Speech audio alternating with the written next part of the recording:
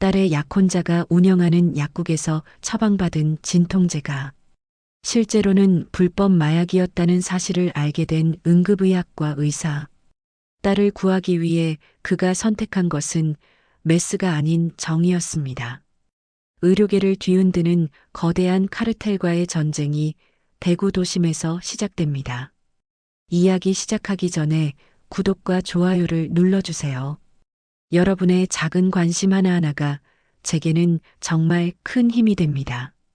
대구 중구에 위치한 계명대학교 동산의료원 응급의학과에서 이상민은 또 다른 바쁜 하루를 보내고 있었습니다. 48세의 그는 20년간 응급의학과에서 근무하며 수많은 생명을 구해왔어요. 특히 약물 중독 환자들을 많이 접하면서 불법 마약의 위험성을 누구보다 잘 알고 있었죠. 딸 혜리는 25세로 경북대학교 약학과를 졸업한 후 대구 시내에서 약사로 일하고 있었습니다. 6개월 전 약국 체인을 운영하는 남자와 만나 결혼을 앞두고 있었어요. 약혼자 김성주는 대구에서 5개 약국을 운영하는 젊은 사업가였습니다. 겉으로는 성실하고 능력 있어 보였고 상민도 딸의 선택을 믿고 있었어요. 그런데 최근 들어 이상한 일들이 병원에서 발생하기 시작했습니다. 특정 약국에서 처방받은 약을 복용한 환자들이 응급실로 실려 오는 경우가 늘어났거든요.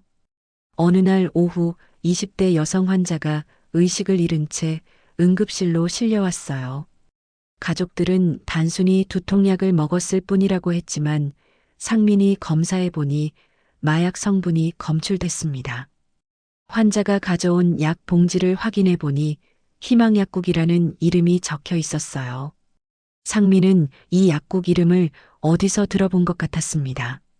집에 돌아온 상민은 혜린에게 물어봤어요. 혜린아, 희망약국이라고 들어봤니? 아, 그곳은 성준 오빠 약국 중 하나예요. 왜요, 아버지? 혜린의 대답에 상민은 섬뜩한 기분이 들었습니다. 그냥 궁금해서. 상민은 애써 표정을 감추며 말했어요. 다음 날 병원에서 상민은 지난 한 달간 유사한 사례들을 조사해 봤습니다. 놀랍게도 마약 성분이 검출된 환자들 중 상당수가 김성준이 운영하는 약국들에서 약을 처방받았다는 공통점이 있었어요. 상민은 동료 의사인 박진우와 상황을 공유했습니다. 진우야, 이거 우연의 일치가 아닌 것 같아. 형, 설마 딸 약혼자가. 박진우가 믿을 수 없다는 표정으로 말했어요. 나도 믿고 싶지 않지만 증거가 너무 명확해. 상민의 목소리에는 걱정이 가득했습니다. 그날 저녁 상민은 혜린과 저녁을 먹으며 조심스럽게 성준에 대해 물어봤어요. 성준이는 요즘 어때? 일이 많이 바쁜가? 네, 약국 일이 정말 바쁘다고 해요. 새로운 사업도 시작한다고 하던데. 혜린의 대답에서 상민은 불길한 예감을 느꼈습니다. 무슨 사업이야? 정확히는 모르겠어요. 그냥 의약품 유통업이라고 하던데. 혜린이 무심코 대답했지만 상민에게는 경고음처럼 들렸어요. 상민은 며칠 동안 김성준의 약국들을 은밀히 관찰하기 시작했습니다. 의사라는 직업상 자연스럽게 약국을 방문할 수 있었거든요. 첫 번째로 방문한 곳은 시내 중심가에 있는 희망약국이었어요.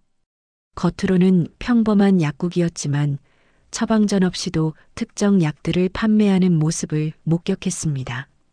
더 충격적인 것은 일부 고객들이 현금으로만 거래를 하고 영수증도 발행하지 않는다는 점이었어요. 이는 명백히 불법적인 행위였습니다. 상민은 다른 약국들도 돌아봤어요.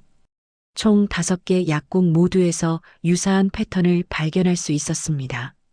특히 밤늦은 시간에는 일반 고객이 아닌 수상한 사람들이 드나드는 것도 확인했어요. 병원으로 돌아온 상민은 응급실 기록을 더 자세히 분석해 봤습니다. 지난 6개월 동안 마약 관련 응급 상황이 급격히 늘어났고 그중 70% 이상이 김성준의 약국들과 연관되어 있었어요. 상민은 경찰에 신고를 고려했지만 딸의 약혼자라는 점 때문에 망설여졌습니다. 게다가 구체적인 증거가 더 필요했어요. 그날 밤 혜린이 늦게 귀가했습니다. 평소보다 우울해 보였고 뭔가 숨기는 듯한 모습이었어요. 혜린아, 무슨 일 있었니? 상민이 걱정스럽게 물었습니다. 아니에요, 아버지. 그냥 일이 좀 힘들어서. 혜린이 대답했지만 목소리에 떨림이 있었어요. 성준이와는 잘 지내고 있지. 네. 혜린의 대답이 짧았고 평소와 달리 성준 이야기를 하려 하지 않았습니다. 상민은 딸의 변화가 김성준과 관련이 있다고 직감했어요. 혹시 혜린도 무언가를 알고 있는 건 아닐까 하는 생각이 들었습니다. 다음 날 상민은 병원 동료들과 대책을 논의했어요. 약학과 출신인 정미영 박사가 중요한 정보를 제공했습니다. 상민 선생님, 제가 들어본 바로는 최근 대구 지역에서 가짜 의약품 유통이 늘어나고 있다고 해요. 특히 진통제나 신경안정제에 마약 성분을 섞어서 파는 경우가 있다고. 그런 일이 실제로 가능한 거야. 상민이 놀라며 물었어요. 충분히 가능해요. 약국 허가를 받은 곳이라면 의약품 유통업체와 직접 거래할 수 있거든요. 만약 그 과정에서 불법적인 조작을 한다면 상민은 김성준이 단순히 약국 운영자가 아니라 더 큰 조직의 일원일 가능성을 생각하게 됐어요. 그리고 딸이 그 위험 속에 있다는 사실이 두려웠습니다. 일주일 후 상민의 우려가 현실이 되었습니다. 혜린이 멍든 얼굴로 집에 돌아온 거예요. 혜린아, 이게 뭐야? 누가 때린 거니? 상민이 딸의 뺨을 만지며 물었습니다. 아니에요, 아버지. 그냥 넘어져서. 혜린이 거짓말을 했지만 상민은 즉시 알아챘어요. 넘어져서 이런 멍이 생길 리 없어. 정말 무슨 일이야? 혜린은 한참 동안 망설이다가 결국 진실을 털어놓았어요. 아버지, 성준 오빠가 이상해졌어요. 제가 약국 일에 대해 물어보니까 갑자기 화를 내면서 뭘 물어봤는데 왜 처방전 없이 약을 파는지 그리고 영수증을 안 주는 경우가 있는지 물어봤어요. 그랬더니 갑자기 돌변해서 절대 그런 걸 묻지 말라고. 상민의 가슴이 철렁 내려앉았어요. 딸이 이미 김성준의 불법 행위를 눈치채고 있었던 거죠. 혜린아, 앞으로는 성준이와 만나지 마라. 상민이 단호하게 말했습니다. 아버지, 무슨 소리예요? 결혼을 앞두고 있는데 그놈은 위험한 일에 연루되어 있어. 내가 다칠 수 있다고. 상민은 딸에게 자신이 조사한 내용들을 설명했어요. 혜린은 처음에는 믿지 않으려 했지만 점점 상황의 심각성을 깨닫기 시작했습니다. 그래서 최근에 이상한 사람들이 약국에 자주 오는 거였구나. 혜린이 중얼거렸어요. 어떤 사람들. 정장을 입긴 했는데 뭔가 분위기가 무서운 사람들이요. 성준 오빠는 그분들을 특별실로 안내하더라고요. 상민은 김성준이 단순한 약국 사장이 아니라 조직적인 마약 유통 네트워크의 일원이라는 확신을 갖게 됐어요. 혜린아, 당분간 우리 집에 있어라. 그리고 성준이한테는 몸이 아프다고 해. 상민이 딸의 안전을 위해 지시했습니다. 하지만 그날 밤 김성준이 직접 집으로 찾아왔어요. 상민과 마주선 그의 눈빛은 평소와 달리 차갑고 위협적이었습니다. 장인어른, 혜린이가 요즘 저를 피하는 것 같은데 혹시 무슨 말씀을 하신 건 아니죠? 별말 없었는데 단지 몸이 좀 안 좋다고 하더라. 상민이 침착하게 대답했어요. 그런가요? 김성준의 미소가 섬뜩했습니다. 장인어른께서는 병원에서 마약 중독 환자들을 많이 보시죠. 그렇지.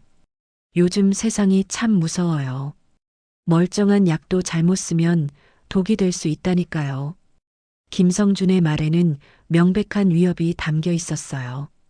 김성준이 떠난 후 상민은 더 이상 망설일 수 없다고 생각했습니다. 딸의 안전이 위험에 처했고 자신도 위협을 받고 있는 상황이었거든요. 다음 날 상민은 대구지방경찰청 마약수사대를 찾아갔어요. 수사관 이철호에게 그동안 수집한 자료들을 제출했습니다. 이것만으로는 수사하기 어려워요. 이철호가 자료를 검토한 후 말했어요. 좀 더 구체적인 증거가 필요합니다. 그럼 어떻게 해야 하죠? 직접 현장을 확인할 수 있는 방법이 있다면 좋겠는데요. 예를 들어 불법 거래 현장을 목격한다거나. 상민은 위험하지만 직접 행동에 나서기로 결심했어요. 의사라는 신분을 이용해 김성준의 약국에서 불법 거래 증거를 확보하기로 한 거죠. 그날 밤 상민은 희망약국 근처에서 대기했습니다. 밤 10시가 넘어서자 정장을 입은 남자들이 약국으로 들어가는 것을 확인했어요. 조심스럽게 약국 뒤편으로 이동한 상민은 창문을 통해 안을 들여다봤습니다. 김성준이 큰 가방에서 투명한 봉지들을 꺼내 남자들에게 건네주고 있었어요. 상민은 휴대폰으로 이 장면을 몰래 촬영했습니다. 드디어 결정적인 증거를 확보한 거였죠. 하지만 그 순간 약국 문이 열리며 경비원이 나왔어요. 상민이 발각된 거였습니다. 거기 누구야? 경비원이 소리쳤고 상민은 급히 그 자리를 벗어났어요. 하지만 이미 늦었습니다. 다음 날 김성준이 다시 상민의 집으로 찾아왔거든요. 이번에는 혼자가 아니라 험악한 분위기의 남자들과 함께였어요. 장인어른, 어젯밤에 우리 약국 근처에서 수상한 사람을 봤다는 신고가 있었는데요. 김성준의 목소리에는 확신이 담겨 있었습니다. 나는 모르는 일이야. 상민이 침착하게 대답했어요. 그런가요? 그런데 CCTV를 확인해 보니 참 비슷하게 생긴 분이 나오더라고요. 김성준이 휴대폰을 꺼내 화면을 보여줬어요. 상민의 얼굴이 선명하게 찍힌 CCTV 영상이었습니다. 더 이상 변명할 수 없는 상황이었어요. 장인어른, 저희 일에 너무 관심을 갖지 마세요. 건강에 해로울 수 있거든요. 김성준의 협박에 상민은 주먹을 쥐었습니다. 내 딸한테 손대지 마라. 상민이 차갑게 말했어요. 그건 장인어른 하기 나름이죠. 혜린이는 저희에게 너무 소중한 사람이거든요. 여러 가지로 말이에요. 김성준 일행이 떠난 후 상민은 혜린의 안전을 위해 즉시 행동에 나섰습니다. 오장 의료진 네트워크. 상민은 병원 동료들에게 도움을 요청했습니다. 혼자서는 김성준 조직을 상대할 수 없다는 판단이었어요. 먼저 응급의학과 동료인 박진우와 정미영에게 상황을 설명했습니다. 둘 다 즉시 도움을 약속했어요. 또한 대구 지역 의사회 네트워크를 통해 다른 병원의 의사들과도 연락을 취했습니다. 마약 문제는 의료진 모두가 관심을 가져야 할 사안이었거든요. 며칠간의 조사 결과 김성준 조직의 규모가 상상 이상이라는 사실이 드러났어요. 대구 전역에 걸쳐 의약품 유통망을 구축하고 있었고 일부 의료진들과도 유착관계에 있었습니다. 정미영이 중요한 정보를 가져왔어요. 상민 선생님, 김성준이 운영하는 건 단순한 약국 체인이 아니에요. 의약품 도매업체까지 가지고 있더라고요. 그게 뭘 의미하는 거야? 상민이 물었습니다. 합법적으로 대량의 의약품을 구입할 수 있다는 뜻이에요. 그리고 그 과정에서 불법 성분을 섞어 넣을 수도 있고요. 박진우도 추가 정보를 제공했어요. 형, 제가 다른 병원 응급실에 확인해 봤는데 유사한 사례들이 대구 전역에서 발생하고 있어. 이건 조직적인 범죄야. 상민은 경찰과의 협력도 강화했습니다. 이철호 수사관과 정기적으로 정보를 공유하며 수사에 필요한 의학적 자문도 제공했어요. 하지만 김성준 조직도 만만치 않았어요. 의료진들의 움직임을 눈치채고 압박을 가하기 시작한 거죠. 어느 날 정미영이 병원 주차장에서 괴한들에게 위협을 받았습니다. 다행히 큰 일은 없었지만 조직의 압박이 본격화되고 있음을 보여주는 사건이었어요. 상민은 혜린을 더욱 안전한 곳으로 피신시켜야 한다고 생각했습니다. 하지만 혜린은 거부했어요. 아버지, 저도 이 일에 책임이 있어요. 제가 성준 오빠의 정체를 몰랐다고 해서 피해만 있을 수는 없어요. 위험해, 혜린아. 저도 약사예요. 불법 의약품이 얼마나 위험한지 알고 있어요. 이 일을 막는데 도움이 되고 싶어요. 결국 혜린도 팀에 합류하게 되었습니다. 약사로서의 전문 지식이 수사에 큰 도움이 될 것이었거든요. 혜린이 팀에 합류한 후 그녀는 김성준에게 화해하고 싶다는 메시지를 보냈어요. 내부 정보를 얻기 위한 위험한 작전이었습니다. 성준 오빠, 미안해요. 제가 너무 예민했나 봐요. 다시 만나서 이야기할 수 있을까요? 김성준은 혜린의 연락에 기뻐하며 만날 것을 제안했어요. 하지만 만남 장소는 그의 사무실이었습니다. 상민과 동료들은 혜린의 안전을 위해 만반의 준비를 했어요. 혜린에게는 소형 녹음기를 착용시키고 주변에서 대기하며 상황을 지켜보기로 했습니다. 사무실에 도착한 혜린은 김성준과 대화를 나눴어요. 처음에는 일상적인 이야기였지만 점차 핵심으로 들어갔습니다. 성준 오빠, 약국 일이 정말 잘 되고 있나 봐요. 응, 요즘 새로운 사업이 정말 잘 풀리고 있어. 김성준이 자신만만하게 대답했어요. 무슨 사업이에요? 특별한 약들을 취급하는 거야. 일반 약국에서는 구할 수 없는 것들 말이지. 혜리는 더 구체적인 정보를 얻으려 했지만 김성준이 갑자기 의심스러운 눈초리를 보내기 시작했어요. 혜리나, 내가 왜 갑자기 이런 걸 궁금해하지? 그냥 오빠 일에 관심이 있어서요. 정말 그럴까? 김성준이 일어나더니 문을 잠갔습니다. 혜리는 위험을 직감했어요. 오빠, 뭐 하는 거예요? 내 아버지가 우리 일에 방해가 되고 있어. 그리고 너도 그런 것 같고. 김성준의 목소리가 차가워졌습니다. 혜린이 도망치려 했지만 사무실 문이 잠긴 상태였어요. 김성준은 휴대폰을 꺼내 누군가에게 전화를 걸었습니다. 계획대로 진행해. 네, 딸도 여기 있어요. 상민과 동료들은 혜린에게서 신호가 끊어진 것을 확인하고 즉시 사무실로 향했어요. 하지만 이미 늦었습니다. 김성준은 혜린을 다른 장소로 이송해버린 후였거든요. 7장 대구 도심 추격 전 김성준이 혜린을 납치했다는 소식을 들은 상민은 분노에 차서 즉시 행동에 나섰습니다. 경찰과 함께 김성준의 모든 거점을 수색하기 시작했어요. 하지만 김성준은 이미 준비를 마친 상태였습니다. 주요 거점들을 비우고 은밀한 장소로 숨어버린 거죠. 상민은 의료진 네트워크를 총동원해 김성준의 행방을 추적했습니다. 대구 전역의 병원과 약국에 협조를 요청했어요.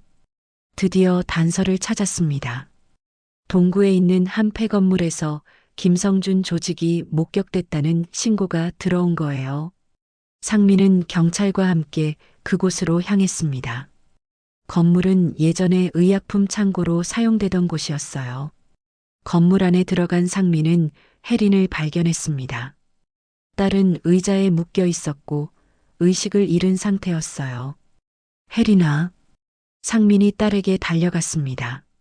하지만 그 순간 김성준이 뒤에서 나타났어요. 손에는 주사기를 들고 있었습니다. 장인어른, 너무 깊이 파고들지 말았어야죠. 김성준이 냉소적으로 말했습니다. 내 딸을 놔줘. 이미 늦었어요. 혜린이에게는 특별한 약을 주사했거든요. 곧 의식을 잃을 거예요. 상민은 의사로서의 본능이 발동했어요. 혜린이에게 어떤 약물이 투여됐는지 즉시 파악해야 했습니다. 뭘 주사한 거야? 궁금하면 직접 확인해 보세요. 김성준이 주사기를 상민에게 겨누었어요. 그때 경찰들이 건물 안으로 들이닥쳤습니다. 총격전이 벌어졌고 김성준은 결국 체포됐어요. 상민은 즉시 혜린의 상태를 확인했습니다. 다행히 생명에는 지장이 없었지만 마약 성분으로 인한 중독 증상이 나타나고 있었어요. 혜린은 병원에서 치료를 받으며 회복되고 있었습니다.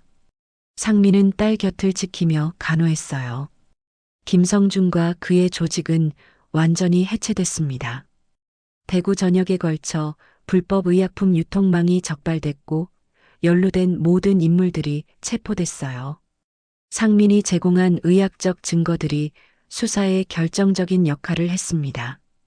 특히 마약 성분 분석과 환자 치료 기록들이 김성준 조직의 범죄를 입증하는 핵심 증거가 됐어요. 며칠 후 혜린은 완전히 회복됐습니다. 하지만 정신적 충격은 쉽게 가시지 않았어요. 아버지, 제가 너무 어리석었죠. 혜린이 자책하며 말했습니다. 내 잘못이 아니야. 그놈이 너를 속인 거지. 상민이 딸을 위로하며 말했어요. 한 달 후 법정에서 김성준에 대한 선고가 내려졌습니다. 마약 제조 및 유통, 납치, 폭행 등의 혐의로 15년 형을 받았어요. 상민과 혜린은 법정을 나서며 새로운 시작을 다짐했습니다. 이번 사건을 통해 두 사람의 관계는 더욱 깊어졌어요. 혜린은 마약 퇴치 운동에 적극적으로 참여하기 시작했습니다. 약사로서 불법 의약품의 위험성을 알리는 일에 앞장섰어요. 상민도 병원에서 마약 중독 환자 치료에 더욱 전념했습니다. 또한 의료진 교육을 통해 불법 의약품 식별 방법을 전파했어요. 어느 날 저녁 부녀는 대구 앞산에서 야경을 바라보며 이야기를 나눴습니다. 아버지, 이번 일로 많이 배웠어요. 혜린이 말했습니다. 제 전문성을 사람들을 돕는 데 써야겠어요. 그래, 내가 약사가 된 이유를 다시 찾은 것 같구나. 상민이 자랑스럽게 말했어요. 앞으로는 더 조심할게요. 그리고 아버지처럼 정의로운 일을 하고 싶어요. 함께하자, 혜린아. 우리가 힘을 모으면 더 많은 사람들을 도울 수 있을 거야. 대구 시내의 불빛이 반짝이는 가운데 부녀는 서로를 더욱 믿고 의지하게 됐습니다. 위기를 통해 더욱 단단해진 가족의 사랑이었어요. 3개월 후 상민과 혜린은 함께 건전한 의약품 사용 캠페인을 시작했습니다. 의사와 약사가 협력하는 모범 사례로 언론의 주목을 받았어요. 김성준 사건은 대구 의료계에 큰 변화를 가져왔습니다. 의약품 유통에 대한 감시가 강화됐고 의료진들의 윤리의식도 높아졌어요. 혜린은 새로운 약국에서 일하기 시작했습니다. 이번에는 정말 환자들을 위한 일에만 전념할 수 있었어요.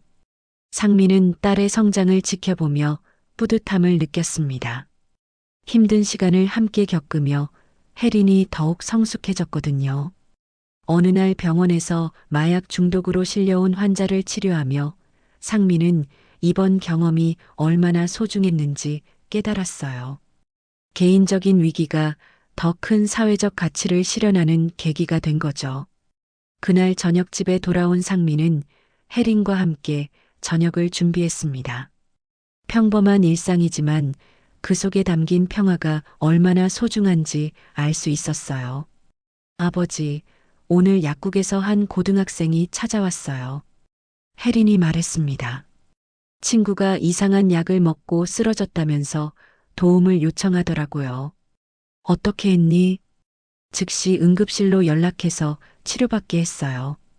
그리고 그 약이 어디서 나온 건지 추적해 보니까 또 불법 유통업체더라고요. 잘했어. 우리가 하는 일이 정말 의미 있구나. 네, 아버지. 저도 이제 확신해요. 제가 해야 할 일이 무엇인지. 부녀는 서로를 바라보며 미소 지었습니다. 어려운 시간을 겪었지만 그 덕분에 더욱 의미 있는 삶을 살 수 있게 된 거예요. 대구의 밤하늘에 별이 반짝이고 있었습니다. 상민과 혜리는 각자의 자리에서 사람들의 건강과 안전을 지키는 파수꾼이 되었어요. 김성준이라는 악몽은 끝났지만 두 사람의 정의로운 여정은 이제 시작이었습니다. 의사와 약사라는 전문성을 바탕으로 그들은 더 나은 세상을 만들어가고 있었어요. 1년 후 상민은 대구의사회에서 올해의 의사상을 받았습니다. 마약 퇴치와 의료윤리 향상에 기여한 공로를 인정받은 거였어요. 혜린도 약사회에서 젊은 약사상을 수상했습니다. 불법 의약품 척결과 올바른 복약 지도에 앞장선 점이 높이 평가됐어요. 시상식장에서 만난 부녀는 서로를 바라보며 뿌듯해했습니다. 개인적인 아픔이 사회적 가치로 승화된 순간이었어요. 그날 밤 집으로 돌아온 두 사람은 거실에 앉아 차를 마시며 이야기를 나눴습니다. 아버지, 1년 전 일을 생각하면 아직도 무서워요. 혜린이 솔직하게 말했습니다. 나도 그래. 하지만 그 일이 없었다면 지금의 우리도 없었을 거야. 상민이 대답했어요. 맞아요. 이제는 정말 자랑스러워요.